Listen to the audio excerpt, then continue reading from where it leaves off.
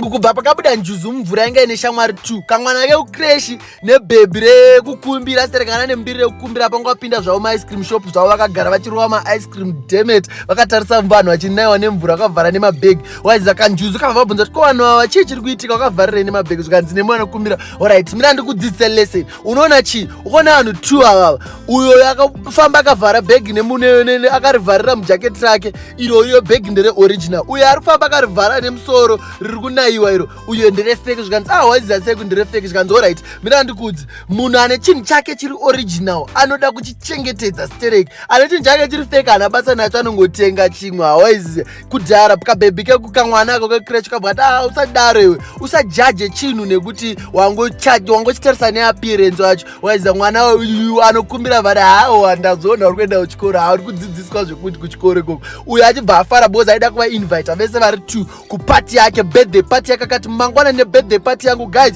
you should come to my birthday demet waiza munofanira kuuya kupati waiza vaagria but yes tetiriko kupati ikoko uyu mjuzi bvayafonera mai vajunje because aida kuti vaite se vauye waize iwe saka vachasangana here because vakasara vambosangana nemwana wavo in many years waize vasvika apa nandu dziri mudheni mema dzakawaipwa memory dziri kugadzira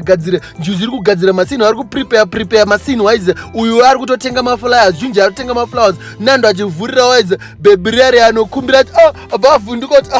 ko uyu anenge anopenga ari kutsvageko muno mapinda muno zvikanzi chandipowa bhutsu dzekupfeka ndigara adai akuda kugara bhamisi rakushenza nzava unosvibisa sofa shamwa unosvibisa sofa apa sokisi rake ranga rakatoboka zvake pakarova drip dzake dzekukumbira bada demet ndane nzara mina ndimborova chikafu achitononyobhora iwe demet